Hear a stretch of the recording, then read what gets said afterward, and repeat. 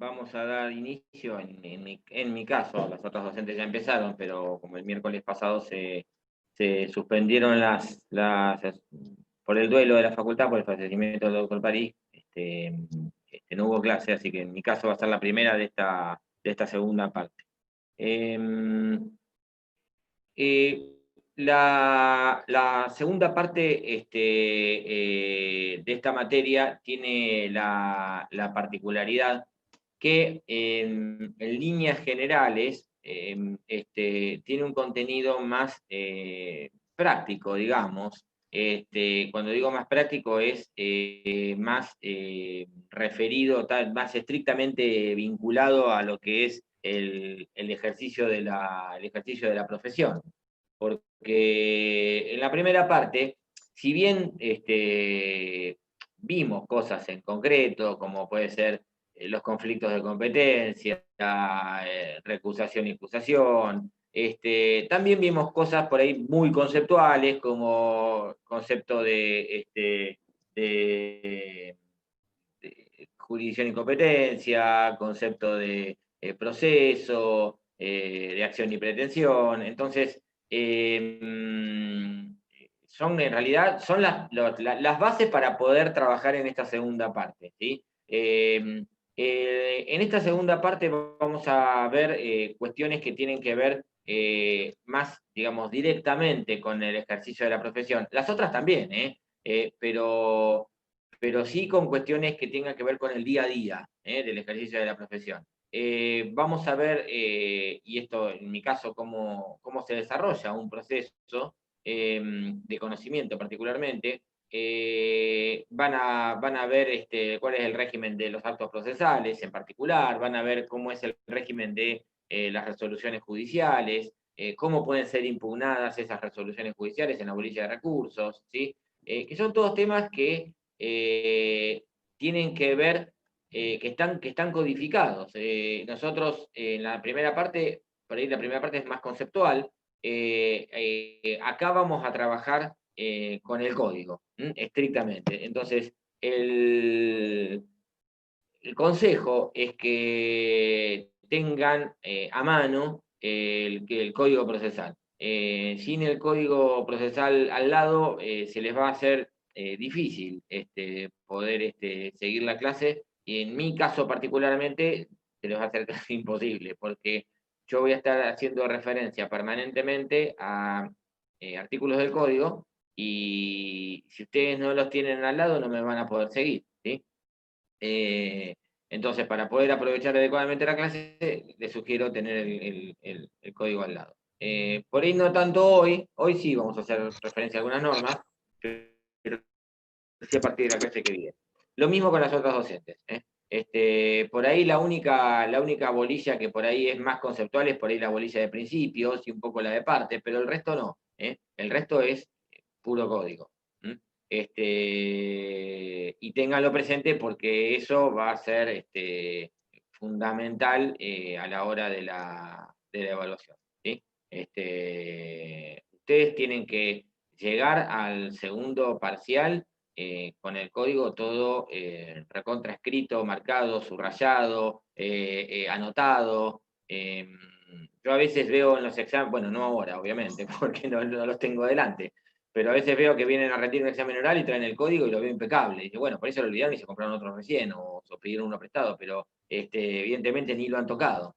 Y veo otras personas, lo cual no significa nada, y veo otras personas que lo veo que el código lo tienen recontramarcado, con señaladores, que tal, ya está todo ajado, las tapas, bueno, ¿por qué? Porque evidentemente lo usaron todo el tiempo, ¿sí? Repito, no quiere decir nada, por ahí se lo prestaron recién, y era el código era de otro. Pero uno más o menos se va dando cuenta. Mismo cuando lo traen a clase, yo lo voy viendo y veo que hay gente que viene con el código, yo nombro un artículo y lo va marcando, le va anotando cosas al lado. A eso me refiero con el tema de tener el código para poder aprovechar. Después cada uno, como yo siempre digo, en una carrera universitaria cada cual es artífice de su propio destino, es decir, cada uno hace lo que quiere, somos todos grandes, son todos adultos, son todos mayores de 18, son todos adultos. ¿sí? Cada uno es responsable por la parte que le toca. Yo voy a empezar con la bolilla 7, ¿sí? La bolilla 7 es la de clasificación de... Sí, el título es clasificación de procesos, pero, bueno, dice unidad 7, yo le sigo diciendo bolilla, ¿no? Pero es lo mismo. En realidad lo que vamos a ver es, ustedes ya vieron un paneo de la clasificación de procesos, nosotros nos vamos a concentrar primero en uno de los criterios de clasificación, y después vamos a desarrollar vamos a explicar cómo se desarrolla un proceso ordinario. Vamos a ver hoy el primer punto, ¿sí? Que es, yo voy a arrancar un poquito más atrás. Ustedes vieron la bolilla anterior,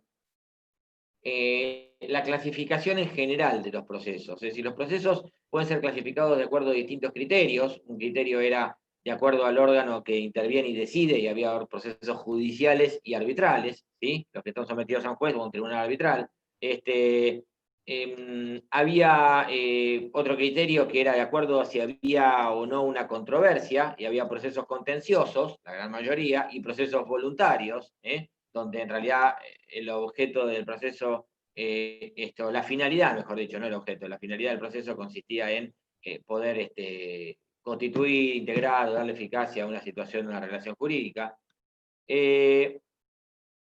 Había otro tipo de clasificación que era de acuerdo al contenido. Hay procesos que la gran mayoría son singulares, afectan o abarcan una parte del patrimonio de una persona, y otros eran generales, comprendían la totalidad del patrimonio de una persona con la finalidad de distribuirlo entre determinadas personas. En el caso de los procesos sucesorios, entre los herederos; en el caso de los procesos concursales, a veces entre los acreedores.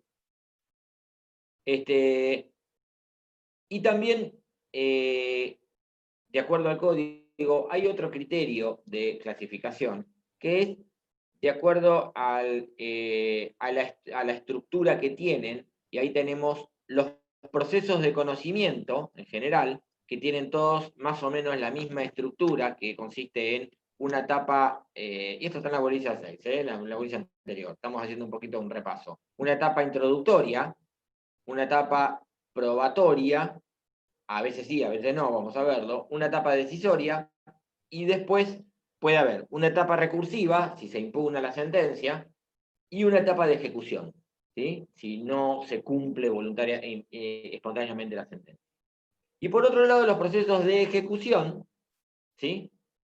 Que tienen una estructura distinta, donde tenemos una primera etapa que es a veces de intimación de pago y un embargo, o a veces directamente de un embargo, la posibilidad de oponer defensas, puede haber una pequeña etapa probatoria y sentencia. Punto. Un trámite mucho más abreviado. Y por otro lado, los procesos especiales. Los procesos especiales tienen la particularidad que son distintos a todos los demás. Y además son distintos entre ellos. Es decir, los procesos de conocimiento es una bolsa donde todos los caramelos son rojos. Los de ejecución donde todos los caramelos son verdes. Los procesos especiales es una bolsa donde todos los caramelos son de distintos colores. ¿Sí? Son distintos a los de conocimiento de la ejecución y distintos entre sí. Cada uno, por ejemplo, el juicio de usucapión. El juicio de usucapión tiene características que le son propias. El juicio de alimentos tiene características que le son propias. Por ejemplo, en un juicio de alimentos, ya con el primer despacho que ordena el traslado de la demanda, ya se fija una audiencia. Eso no pasa ni en un proceso de conocimiento ni en un proceso de ejecución. ¿Está claro? En un proceso de usucapión, un juicio de usucapión, la ley exige que yo quiero reclamar la usucapión de un inmueble, tengo que cumplir determinados requisitos. Tengo que acompañar un informe de dominio, tengo que acompañar una mensura. Esto lo van a ver en otra materia, les aclaro, no en esta. Pero es para que se den cuenta por qué es especial, qué lo hace distinto de todos los demás. ¿Sí? Entonces, de acuerdo a la estructura, conocimiento en general, ejecución en general, especiales. Otro criterio de clasificación es de acuerdo al grado de conocimiento que tiene el juez. Acá se superpone un poco la clasificación. ¿Qué significa el grado de conocimiento que tiene el juez?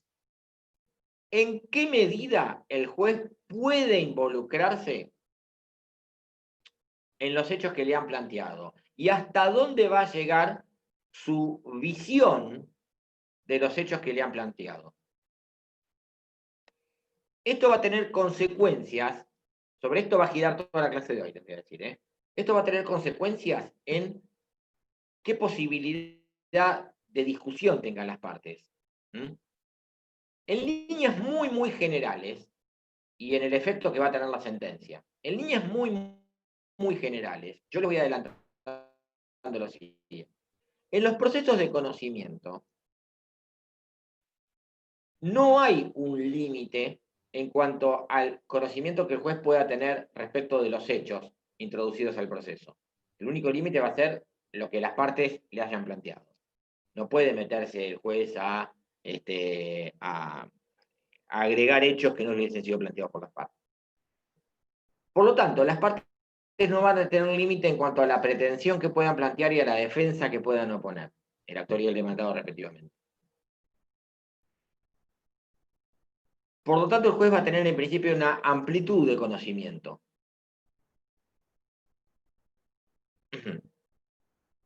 En los procesos de ejecución, y esto va a tener como consecuencia que la sentencia que se dicta, una vez firme, le ponga verdaderamente final a la cuestión. ¿Mm? Repito, no se vuelvan locos, sobre esto vamos a volver la hora y pico que nos queda de clase.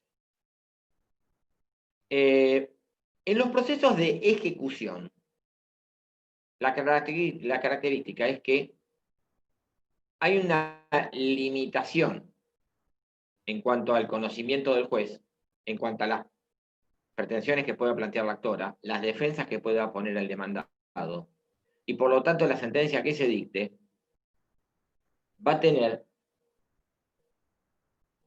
un efecto que va a permitir reeditar algunas cuestiones en el futuro. Esto lo dejamos muy en suspenso, ¿eh? No les quiero adelantar la película, ¿sí?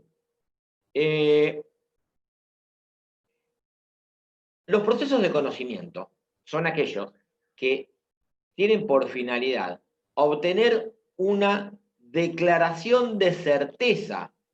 La finalidad, presten mucha atención a esto, una declaración de certeza respecto de los hechos discutidos en el proceso, de los hechos y derechos discutidos en el proceso.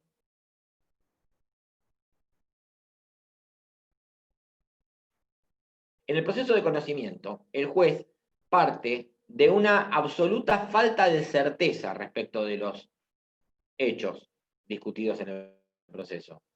El juez no da por nada para que usted. ¿Qué significa esto, una falta de certeza? Porque si no copian y es como de memoria y nadie entendió nada. ¿Qué significa la falta de certeza? La falta de certeza significa que el juez no sabe nada a priori. El juez no parte de ninguna base preestablecida. El juez arranca, el conocimiento del juez arranca de cero. El juez lo que va a decir es, yo los escucho los hechos que me plantee la parte actora, escucho después a la parte demandada, después les doy la posibilidad que ustedes prueben esos hechos y después decido sobre los hechos que me plantearon, no sobre otros. ¿Estamos? Hay una pequeña excepción a esto que lo vamos a ver mucho más adelante cuando veamos sentencia definitiva. Entonces, ¿por qué? Por el principio de congruencia. Pues no puede salirse de la plataforma fáctica que le han planteado las partes. ¿Sí? Pero el juez no parte de ninguna presunción. En cambio, en los procesos de ejecución, los procesos después vamos a ver cuáles son los procesos de conocimiento, pero hay distintos tipos de procesos de conocimiento, ordinario, sumario, sumarísimo. Esto, en realidad, lo único que varía acá es qué tan extensos son, ¿sí? Sobre eso después vamos a volver en un ratito. En cambio, los procesos de ejecución, que son 3, ejecución de sentencia, juicio ejecutivo y ejecuciones especiales, ¿sí?, en el código, en este caso, el proceso tiene por finalidad hacer efectivo o tener el cumplimiento de una obligación que está contenida en un instrumento que se llama título ejecutivo. ¿Y quién dice que ese instrumento es un título ejecutivo? La ley. ¿Está claro? Entonces, acá, a diferencia de los procesos de conocimiento, el juez parte de una presunción. Se presume que la deuda o el crédito, es lo mismo, las dos caras de la misma moneda, es cierto. ¿Eh? Hay una presunción de verdad respecto de la existencia de ese crédito o esa deuda.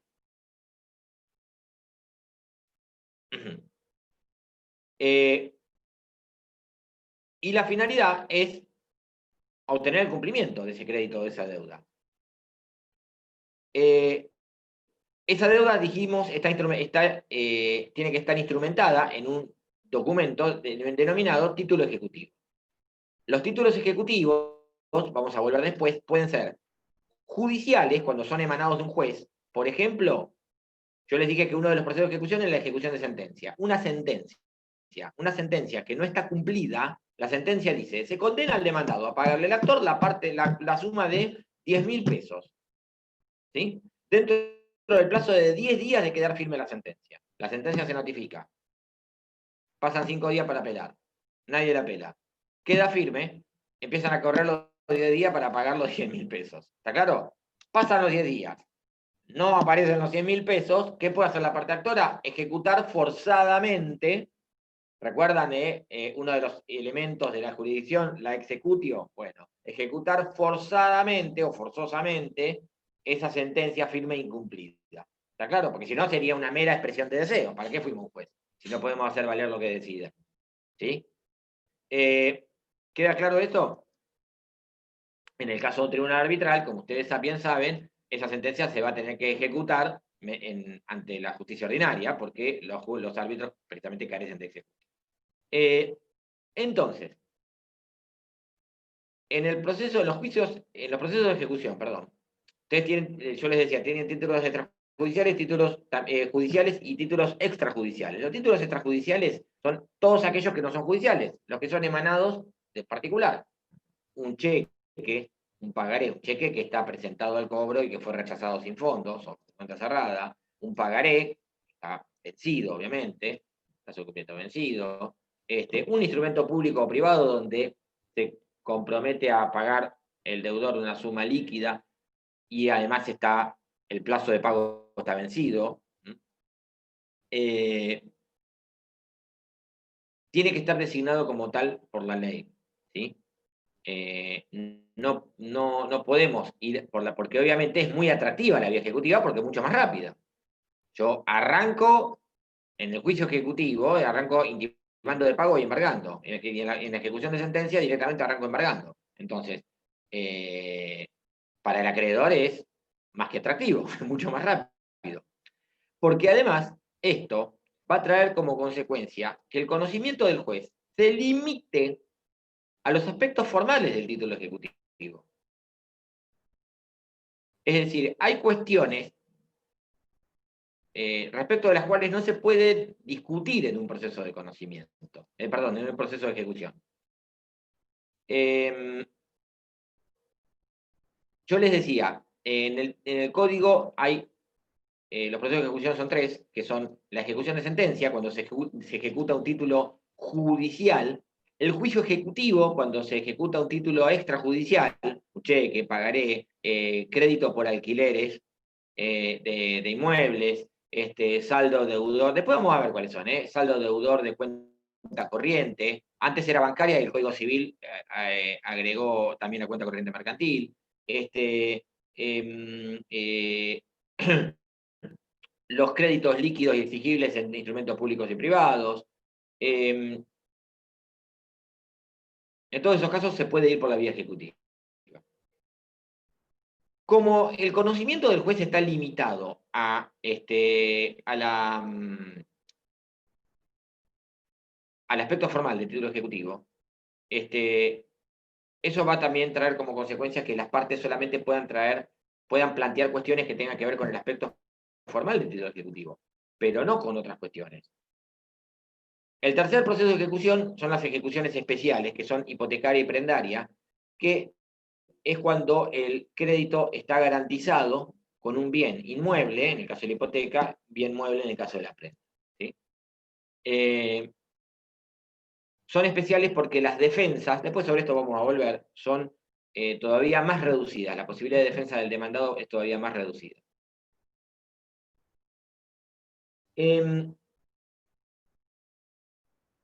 Yo les voy para que ustedes entiendan cómo funciona esto, yo los voy a sacar un poquitito de su agachar la cabeza y copiar, así tan dócilmente, y les voy a contar algo, ¿no? Inventado, obviamente, aclaro, porque si no después, además queda todo grabado, así que eso me da terror. Les voy a contar un cuento. Presten atención, por favor. Resulta que, teniendo en cuenta que Mar del Plata, para los recursantes van a decir otra vez, va a decir lo mismo, pero bueno, es el único que inventé, otro no lo inventé. Resulta que, teniendo en cuenta esta suerte, entre comillas, de rebelión gastronómica marplatense, desafiando la fase 3, y que todos los bares y restaurantes se abrieron, con mesas afuera y adentro, me decido, alocadamente, en épocas de recesión, me decido a invertir y alquilo un local comercial para poner un bar, un restaurante, lo que sea. Entonces, el local obviamente me lo entregan vacío y tengo que equiparlo con todo el mobiliario. Un mostrador o barra, mesas y sillas. Entonces me voy a un carpintero, que me recomienda un amigo, y le pido un presupuesto. Le digo qué es lo que necesito, viene a ver el local, me da algunas ideas, me arma un presupuesto. Le doy conformidad al presupuesto, ¿sí? Le digo que sí. Me dice cuánto me va a salir, obviamente, en el presupuesto, le digo que sí, y me dice, bueno, yo necesito que me adelante el 50% para materiales y parte de la mano de obra, porque si no me van a dejar clavado con todo esto que a mí no me sirve.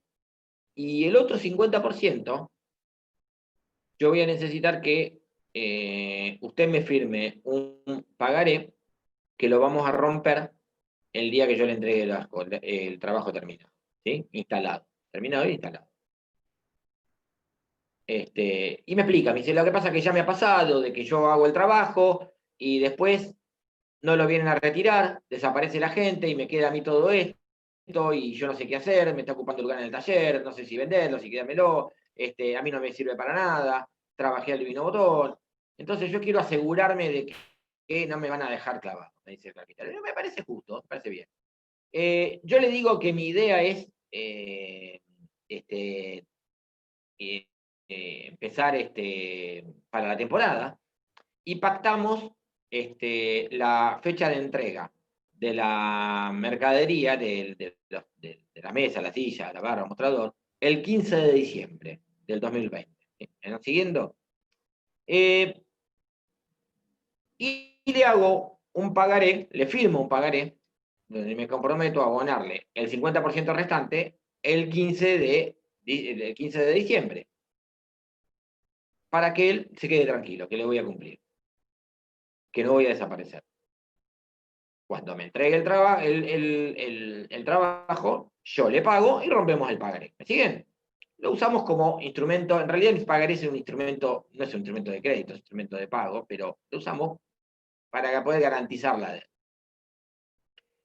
¿Qué es lo que hacemos? Nos despedimos, no nos vemos más por unos días, varios días.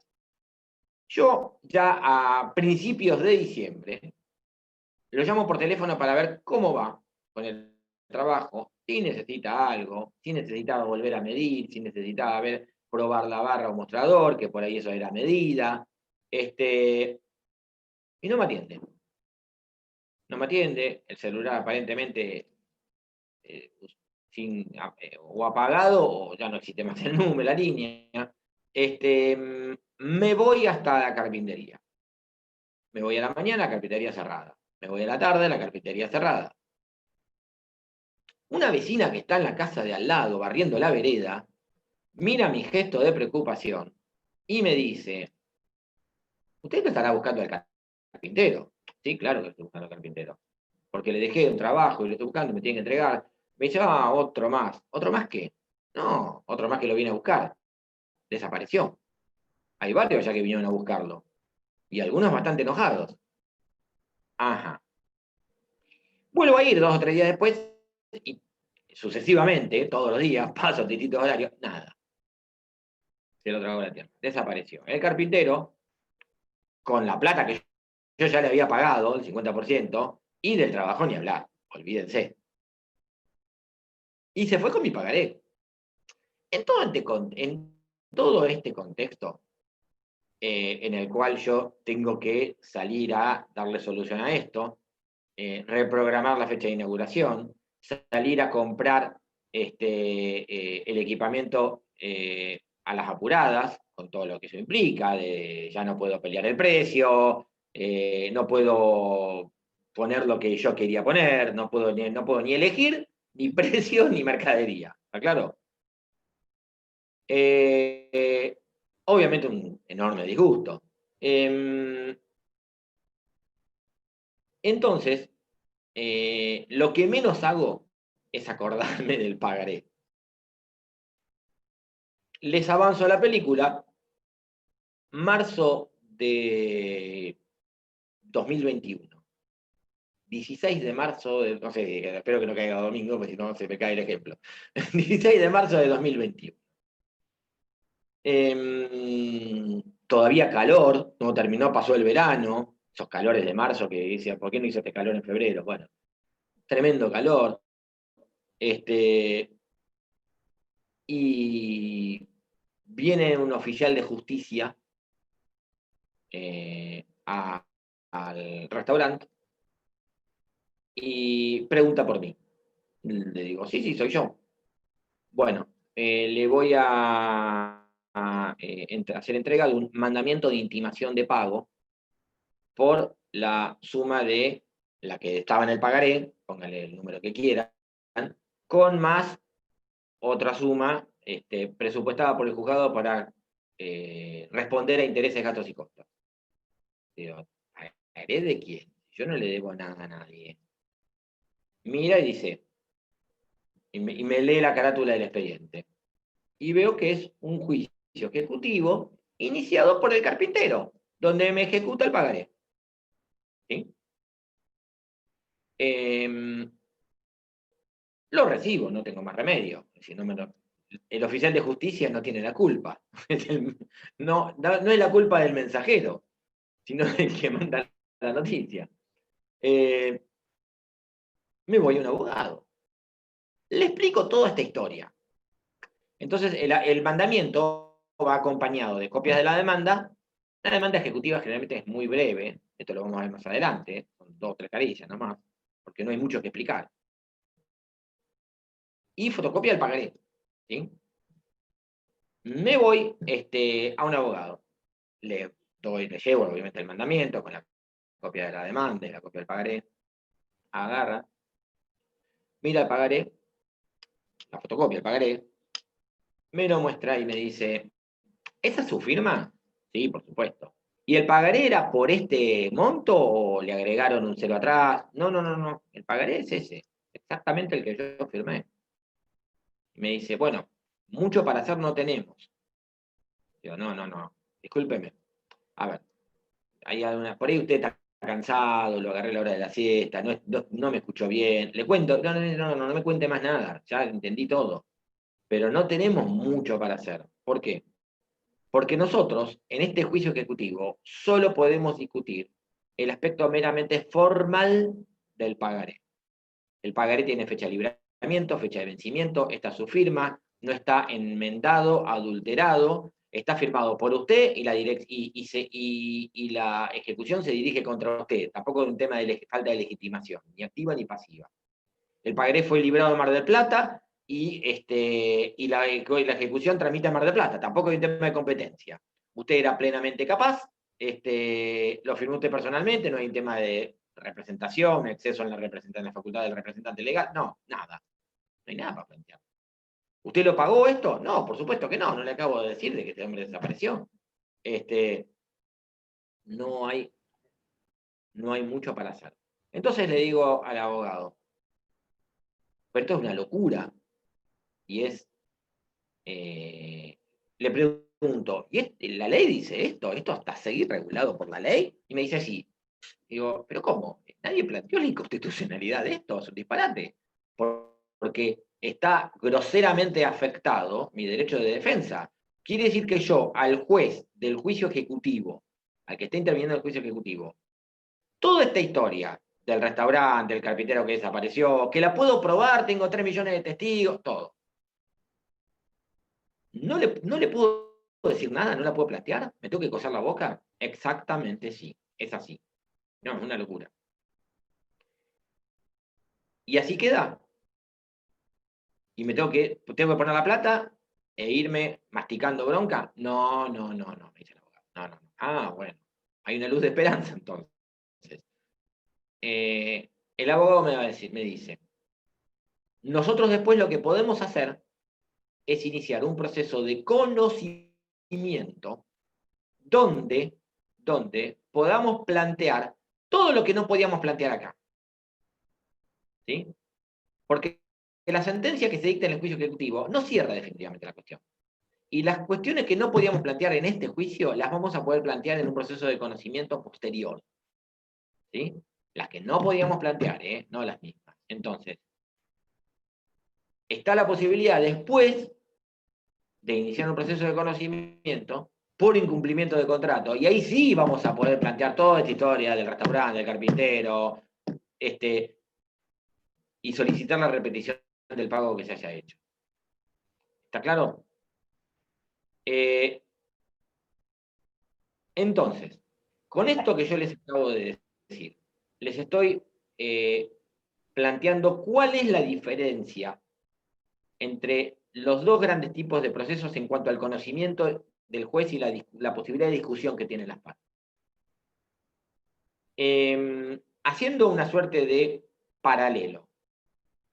En los procesos de conocimiento, las partes parten, y el juez parte de una absoluta falta de certeza. Al juez no le consta nada de antemano.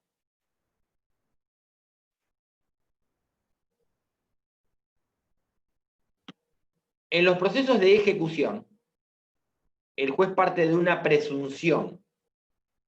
Esa presunción consiste en la presunción de verdad porque la deuda está instrumentada en un título ejecutivo.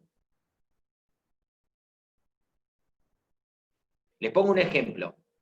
Si yo inicio un juicio por incumplimiento de contrato que está en un boleto de compraventa, que lo hicimos en un... A ver.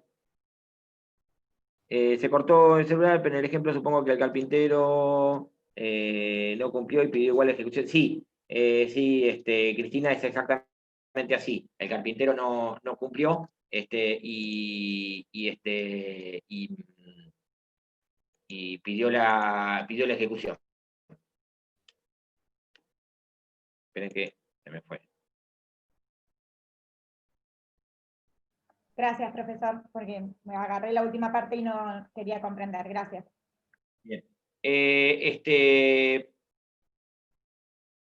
Si yo busco, persigo el cumplimiento de contrato de un boleto de compraventa en un instrumento privado y el demandado me niega la autenticidad de la firma,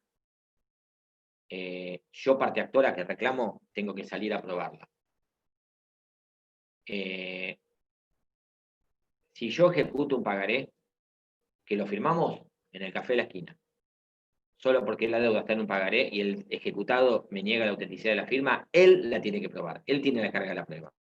¿Por qué? Porque se presume que la deuda es cierta. ¿Entienden esto? Entonces, en el proceso de ejecución se parte de una presunción de verdad.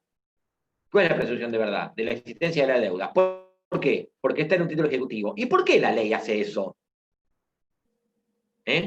Por una cuestión de política o de tráfico mercantil. ¿Está claro? Solamente por eso. ¿Por qué la ley crea títulos ejecutivos? Y hace una diferencia. Si la deuda la tenés instrumentada en un título ejecutivo, va por la vía rápida. De lo contrario, va por el proceso de conocimiento. Para que ustedes, por la vía rápida, lo estoy haciendo muy groseramente. ¿Sí? Por una cuestión de política mercantil. Ese es el motivo por el cual muchas veces,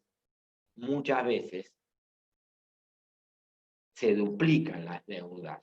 Se duplican. Es una manera de decir se duplican. Se garantizan con título ejecutivo. Por ejemplo, el que vende un auto, ¿sí?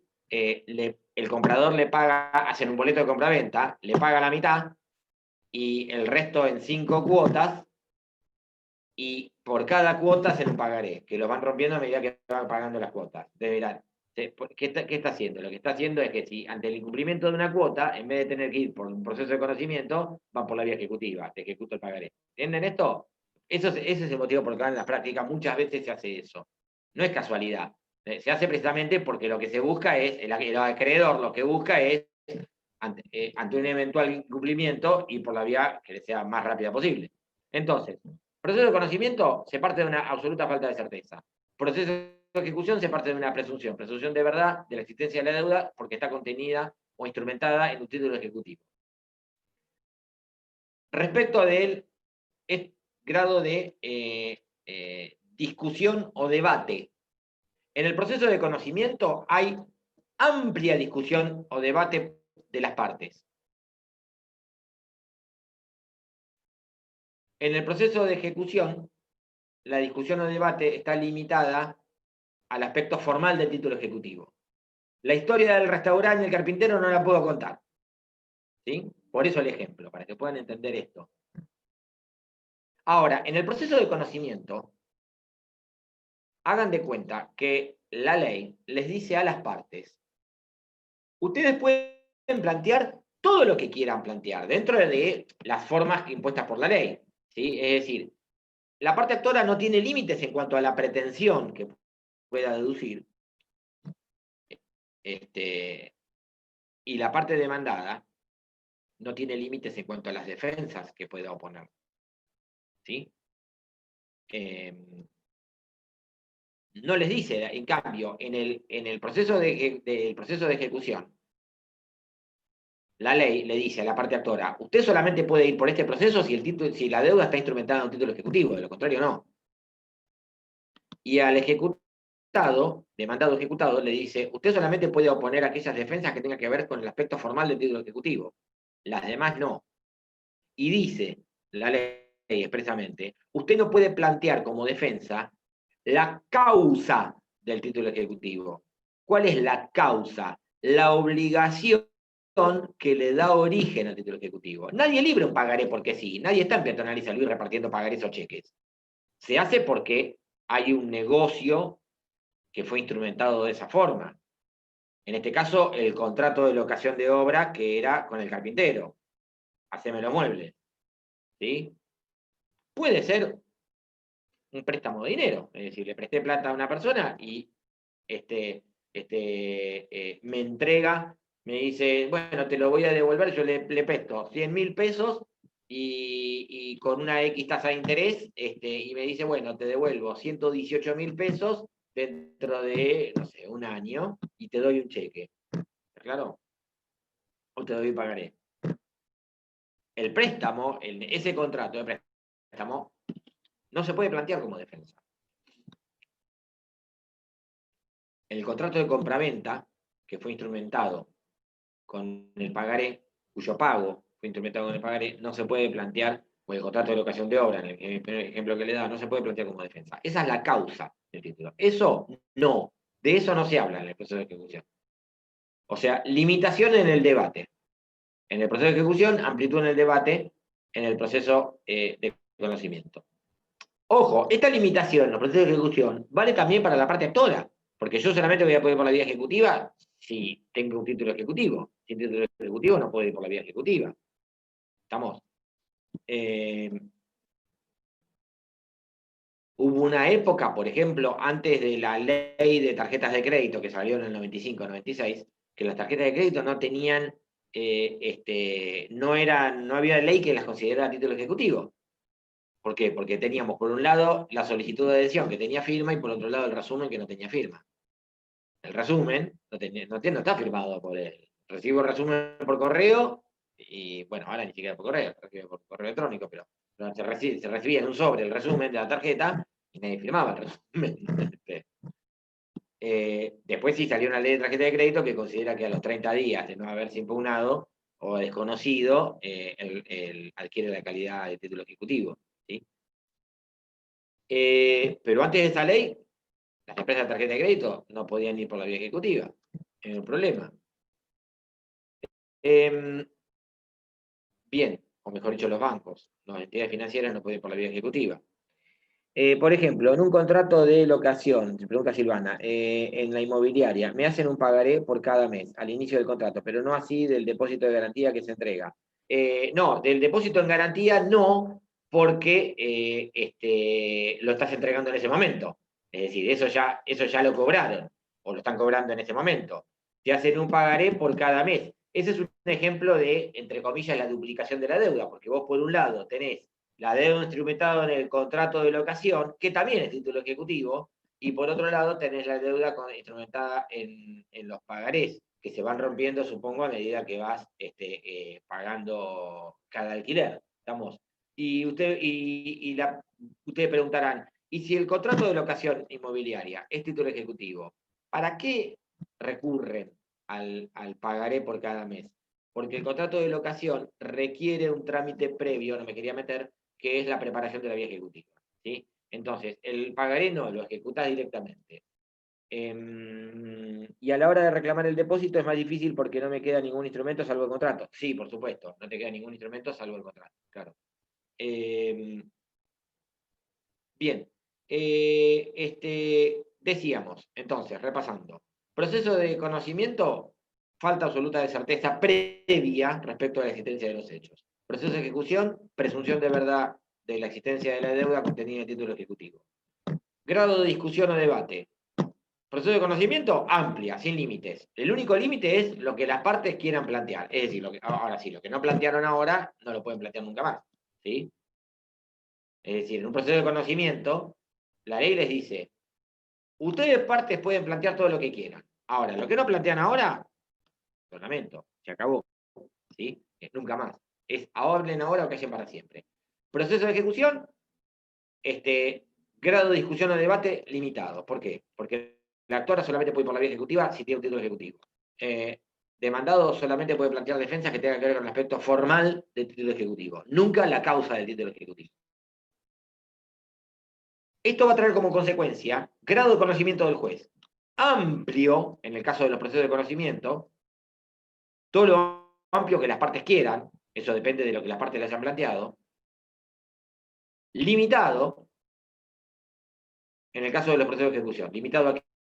Al aspecto formal del título ejecutivo. Y esto va a traer como consecuencia también una diferencia en el efecto de la sentencia.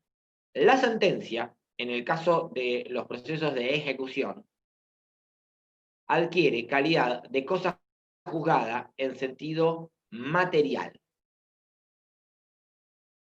Y, en los procesos de conocimiento, adquiere calidad de cosa juzgada en sentido material. Y en los procesos de ejecución, adquiere calidad de cosa juzgada en sentido formal. Repito, proceso de conocimiento, cosa juzgada en sentido material, proceso de ejecución, cosa juzgada en sentido formal. ¿Por qué esto? ¿Qué significa esto? Ustedes todavía no, creo que no vieron cosa juzgada, ¿verdad? ¿Alguno me conteste? No. Bien. No, por ahora no. Más allá de que lo vean, lo van a ver cuando vean la bolilla de la parte de resoluciones judiciales. Pero para que ustedes entiendan lo siguiente. Una resolución judicial adquiere calidad de cosa juzgada cuando ya no puede ser modificada por ningún tipo de recurso, ya sea porque vencieron los plazos para interponer los recursos respectivos o se agotaron todas las instancias posibles, ¿sí? Es decir, se utilizaron todos los recursos posibles. A ver, pongamos un ejemplo. Sale una sentencia de un juzgado civil y comercial de Mar del Plata, ¿sí? Una de las partes apela a la sentencia, interpone un recurso de apelación dentro de los 5 días de notificada. Van a la Cámara de Apelaciones de Mar del Plata. La Cámara de Mar del Plata, civil y comercial, rechaza el recurso de apelación, notifica a las partes y las partes tienen 10 días hábiles para interponer un recurso extraordinario provincial, los que veían en el 161, inaplicabilidad, nulidad, inconstitucionalidad. Interponen un recurso extraordinario provincial, van a la Suprema Corte de Justicia de la Provincia de Buenos Aires, se van a La Plata, ¿sí? La Suprema Corte rechaza el recurso extraordinario provincial. Interponen un recurso extraordinario federal, artículo 14, ley 48, a la Corte Suprema de Justicia de la Nación. Se fueron a Buenos Aires. ¿Sí? Esa es la última instancia. De hecho, había una pregunta en el primer parcial que era eso, ¿sí? Que tenía que ver con el tema de, porque había una instancia originaria, se veía qué instancia de revisión había, que no había una instancia de revisión. Bueno, arriba de la Corte, más allá de que hay una discusión con el rol, actualmente con un fallo que se llama Monteve, que es el rol de la Corte Interamericana de Derechos Humanos, en realidad la Corte Interamericana de Derechos Humanos no es un órgano de revisión de la Corte, de la Corte Suprema. ¿Sí? Por un principio de soberanía nacional, el órgano máximo nuestro, judicial en nuestro país es la Corte Suprema de Justicia de la Nación. ¿Hay un recurso contra la sentencia de la Corte Suprema de Justicia de la Nación? No. Cuando la Corte Suprema de Justicia de la Nación dicte sentencia, adquirirá calidad de cosa juzgada. La notificada adquirirá calidad de cosa juzgada.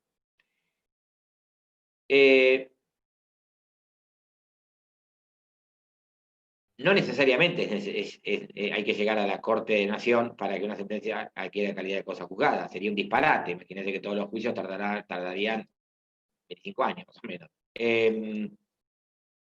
Puede ser que me notificaron la sentencia de la Suprema Corte de la Provincia de Buenos Aires en La Plata y pasaron 10 días y no interpuse ningún recurso, quedó firme la sentencia de la Suprema Corte. O, bajamos, me notificaron la sentencia de la Cámara de Apelaciones, estamos rebobinando, estamos yendo para atrás en la película, me notificaron la sentencia de la Cámara de Apelaciones, tenía 10 días para plantear un recurso extraordinario provincial, no lo interpuse, quedó firme la sentencia de la Cámara de Apelaciones. O puede ser que me notificaron la sentencia del juzgado de primera instancia, tenía 5 días para apelar, no apelé y quedó firme en primera instancia. ¿Está claro? Entonces, ¿cuándo adquiere calidad de cosa juzgada? Cuando la sentencia está firme o ejecutoriada. Ejecutoriada, se agotaron todas las instancias. Firme, no se interpusieron los recursos. Ya es inmodificable. Ustedes después van a ver cuál es el efecto de la cosa juzgada, que es, entre otros, que es inmodificable la sentencia, que es una de las grandes características del acto jurisdiccional, porque una ley puede ser derogada total o parcialmente en cualquier momento, un decreto puede ser dejado sin efecto total o parcialmente en cualquier momento, más fácil, porque lo único que necesita es una firma, pero una sentencia que quedó firme, punto. Adquiere calidad de cosa juzgada. Y es ley para las partes intervinientes en el proceso. ¿Está? Es una norma individual, como lo han visto ustedes en su momento, en teoría general del derecho, y por lo tanto tiene la validez de una ley para las partes, obligatoria para las partes intervinientes en el proceso. la única forma, antes que me lo pregunte alguno, de poder modificar los efectos de una sentencia que ha quedado firme es una acción autónoma de nulidad de la cosa juzgada, cuando hubiese sido obtenida en forma, por ejemplo, fraudulenta. Se demostrar en un proceso penal paralelo que el juez dictó la sentencia, por ejemplo, mediante un cohecho, recibió dádivas de alguna de las partes, ¿sí? Pero eso es un proceso autónomo, que inclusive, dicho sea de paso, no está legislado ni en nación ni en provincia. En algunas provincias sí, pero en nación y provincia de Buenos Aires no. Aunque va a estar legislado tarde o temprano, porque inclusive está mencionado por el Código Civil y Comercial. Cuando están los plazos de prescripción de las acciones en particular, está el plazo de prescripción, si no recuerdo son 6 meses, para la acción de nulidad de cosas juzgadas.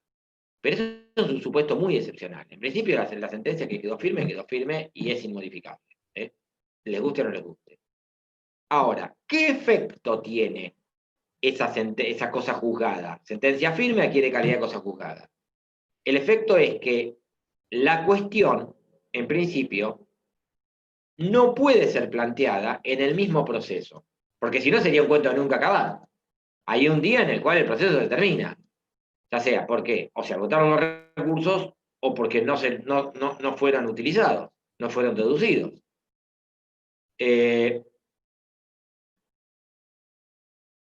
Y la pregunta es, ¿y tampoco se puede volver a plantear la cuestión en otro proceso? ¿Es el llamado non bis in idem? ¿No dos veces sobre lo mismo?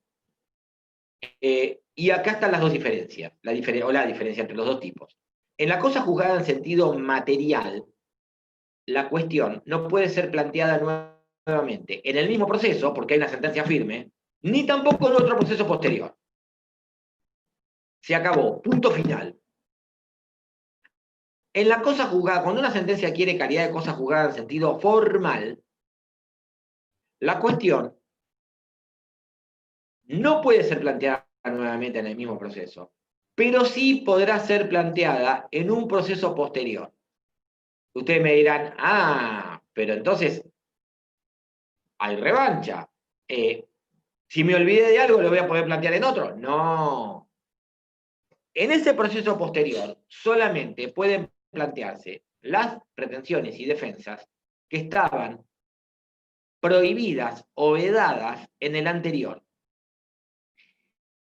El proceso civil, grábense esto, les da una oportunidad para todo, pero solo una. No hay segundas oportunidades en el proceso civil, en general. Entonces, si yo en un juicio ejecutivo podía plantear, porque tiene que ver con el aspecto formal del título ejecutivo, la falsedad del título, la firma no es mía, la firma del pagaré no es mía, y no lo hago, no voy a poder iniciar después de un proceso de conocimiento diciendo, me había olvidado, inicio un proceso de conocimiento y pido la falsedad del título. No, no puedo, porque tenía la posibilidad de hacerlo. ¿Entienden esto? Entonces, cosa juzgada en sentido material, la cuestión no puede ser planteada nuevamente en el mismo proceso, ni tampoco en otro posterior. Nunca más. Cosa juzgada en sentido formal, la cuestión no puede ser planteada en el mismo proceso. Ya está, ya se resolvió, la sentencia está firme. O agotaste los recursos, o ya no tenías, o no los planteaste, no los dedujiste. Pero sí voy a poder plantear la cuestión en un proceso posterior solamente aquellas pretensiones o defensas que tenía vedadas en el anterior. Entonces, volvemos al cuento del carpintero y del restaurante. Una vez firme la sentencia en el juicio ejecutivo, yo voy a poder voy a iniciar un proceso de conocimiento posterior donde voy a plantear todo el incumplimiento de contrato por parte del carpintero. ¿Está claro esto? De hecho, en la práctica, y acá estamos hablando de una cuestión estrictamente de estrategia procesal, lo que se aconseja hacer es depositar la plata, simultáneamente iniciar un juicio de conocimiento posterior y pedir una medida cautelar sobre esa plata, un embargo preventivo sobre esa plata. Inmovilizarle la plata. No la veo yo ni la ves vos, para que entiendan. ¿Claro? Porque si no se va el carpintero, se me va de vuelta con la plata y no lo agarro más.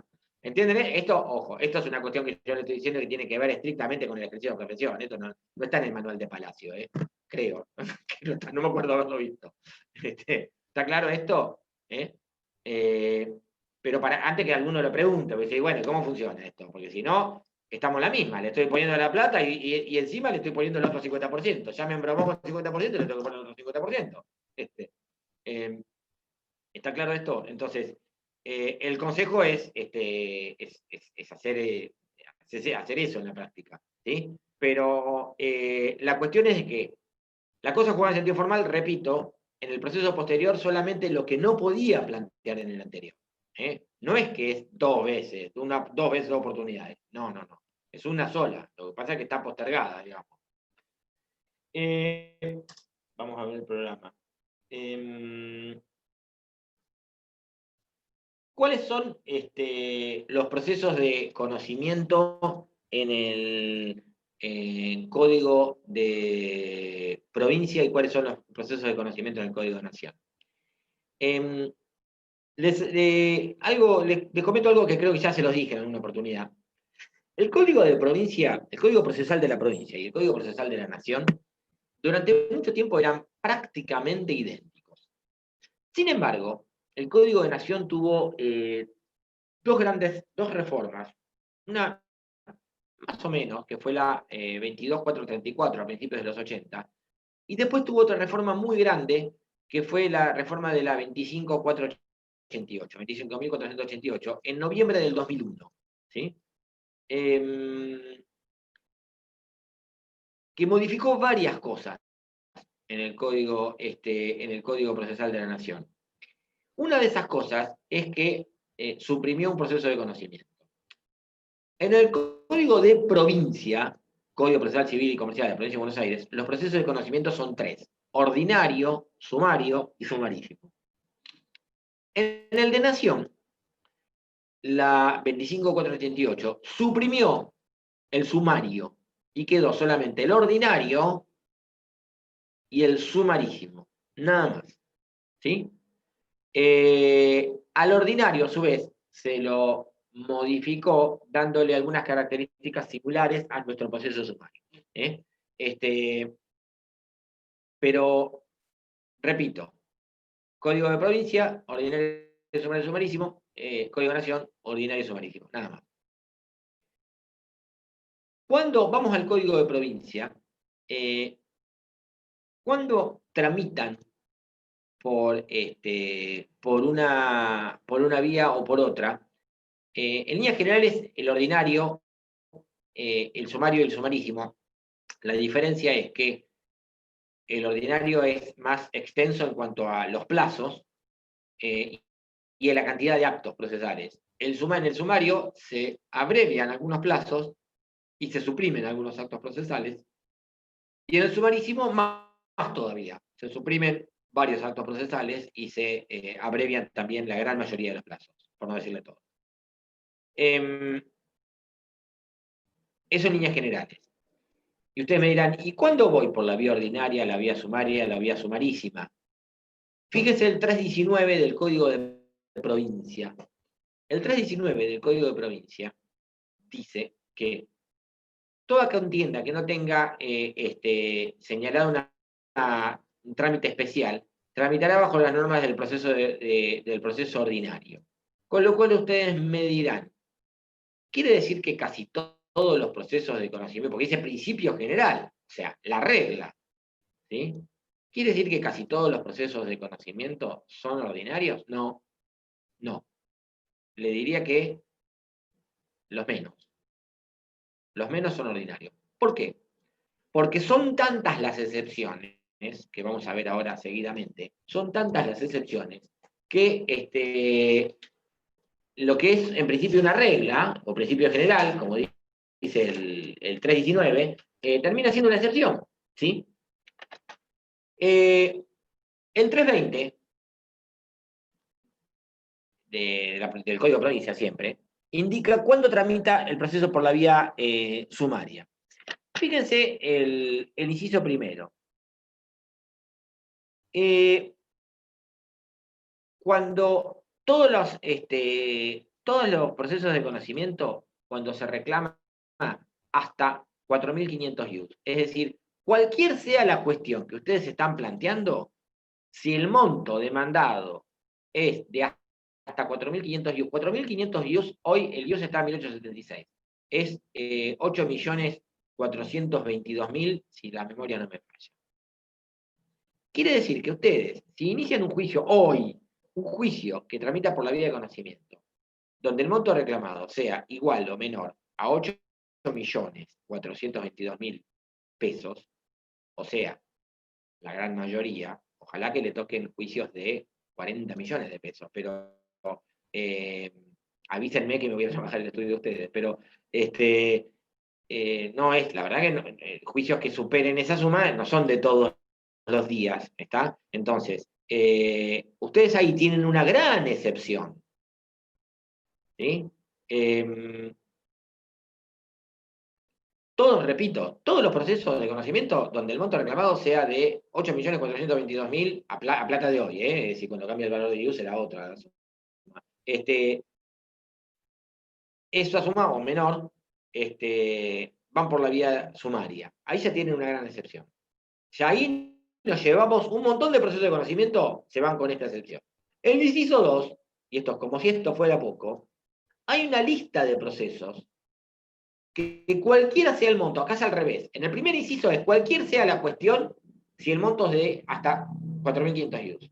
En el inciso 2 es cualquiera sea el monto, si es una de estas cuestiones.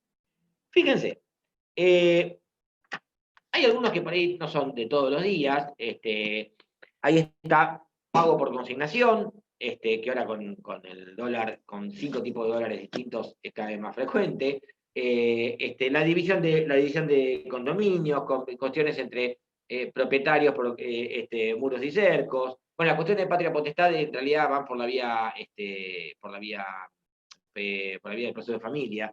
Los cobros de medianería, los cobros de alquiler de bienes muebles ahora van por la vía ejecutiva en el Código Civil y Comercial. Las cuestiones vinculadas a restricciones y límites al dominio, los juicios de escrituración. Fíjense, la cancelación de hipoteca prenda, restitución de cosa en comodato, y después el inciso K, daños y perjuicios derivados de delitos y cuasidelitos o del contrato de transporte. Acá entran, en los daños y perjuicios derivados de delitos y cuasidelitos y cumplimiento de contrato de transporte, todos los juicios de daños y perjuicios originados en un accidente de tránsito. Cualquiera sea el monto. Es decir, 25 pasajeros en un colectivo iniciaron un proceso de 120 millones de pesos contra la empresa de transportes, va a ir por la vía sumaria. ¿Entienden esto? Acumularon todas las pretensiones en el mismo proceso. ¿Sí? Y fueron todos en el mismo proceso, va a ir por la vía sumaria. ¿Por qué? Porque es una cuestión derivada del cumplimiento del contrato de transporte. ¿Sí? Como si esto fuera poco, el inciso 3 dice los demás casos que la ley establece. En la ley hay otros supuestos de proceso sumario, como son el juicio de desalojo, que también es un tipo de proceso de conocimiento relativamente frecuente, el juicio de rendición de cuentas, o el proceso de rendición de cuentas, ¿sí? Son procesos que tramitan por la vía sumaria. Entonces, en la práctica, en la provincia de Buenos Aires, la mayoría de los procesos de conocimiento tramitan por la vía sumaria, en la práctica. ¿Cuándo tramita un proceso por la vía sumarísima? Fíjense el 321. Cuando se reclame contra un acto u omisión de un particular que forma actual o inminente amenace, lesione, restrinja un derecho o garantía establecido en la Constitución provincial. Esto es lo que se conoce en la práctica. Fíjense que habla de una lesión o amenaza a un derecho o garantía constitucional, pero esta lesión o amenaza proviene de un particular. Esto es lo que se conoce en la práctica como amparo contra actos de particulares. ¿Sí? Porque ustedes recordarán, para los que ya dieron, calculo que lo ven ahora de derechos humanos, el amparo nace en principio contra actos de funcionarios públicos, pero en la provincia de Buenos Aires hay una ley de proceso de amparo contra los actos de funcionarios públicos. En este caso, se refiere a los actos, al amparo contra actos de particulares. Es decir, la lesión de un derecho constitucional puede provenir de un particular, no necesariamente de un funcionario público. ¿Sí? Un alumno que asiste a un colegio privado y un buen día le dicen, bueno, ahora no porque nadie puede concurrir, pero pongamos que en condiciones normales, le dicen, le prohíben la entrada, dice usted no puede concurrir más a la institución, por el motivo que fuere, arbitrariamente. El colegio privado se está lesionando un derecho constitucional y la lesión viene por parte de un particular. ¿Está claro? Entonces, los viene a ver los padres del menor con el cual ocurre esta situación, iniciarán un amparo contra actos de particulares, por la vía sumarísima. ¿Por qué? ¿Por qué la vía sumarísima? Porque la vía sumarísima es un proceso lo más urgente posible, ¿sí? Eso lo vamos a ver más adelante, y tiene relación esto con la naturaleza de los derechos cuya tutela se solicita, un derecho constitucional. Estamos directamente lesionados. En los demás casos, dice el inciso 2, en los demás casos que la ley así lo dispone. ¿Hay otros casos en el Código Procesal de procesos que tramitan por la vía sumarísima? Sí. A partir del artículo 600, esto se los explico solamente para que tengan una idea, pero esto lo vemos en otra materia, el derecho procesal civil, lo vemos en particular. A partir del artículo 600 están los denominados interdictos. Los interdictos son vías procesales rápidas destinadas a proteger la posesión sobre una cosa.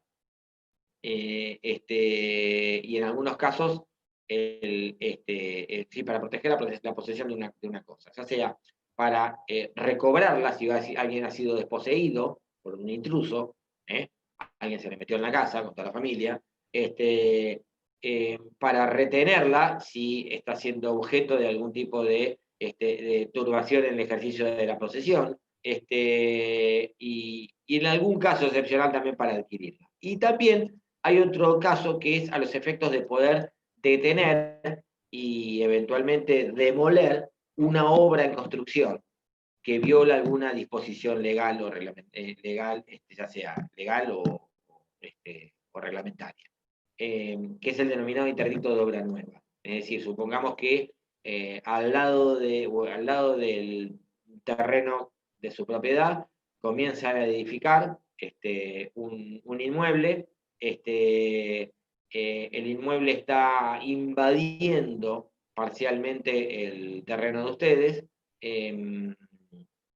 entonces ustedes necesitan una vía procesal rápida para poder detener esa obra lo antes posible y demoler lo que se haya construido, si es que se llegó a construir algo. Si ustedes van por una vía procesal que sea mucho más o con menos celeridad, lo que va a ocurrir es que cuando tengan una sentencia firme, ya edificaron 30 pisos, ¿está claro? Entonces, esto es lo que se llama el interdicto de obra nueva, ¿sí?